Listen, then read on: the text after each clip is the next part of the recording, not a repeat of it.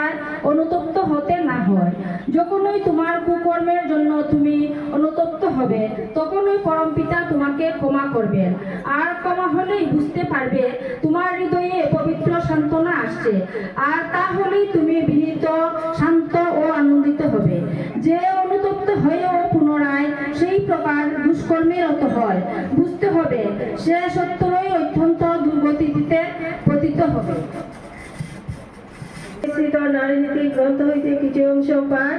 মেয়ে আমার, তোমার সেবা, তোমার চলা, তোমার চিন্তা, তোমার বলা পুরুষ জনসাধারণের ভিতর যেন এমন একটা ভাবের সৃষ্টি করে যাতে তারা অবনত মস্তকে নতজান হয়ে সসম্ভ্রমে ভক্তি কথাগত কণ্ঠে মা আমার, জননী আমার বলে মুগ্ধ হয়, পুষ্ট হয়, তৃপ্ত হয়, কৃতার্থ হয়, তবেই তুমি সতী।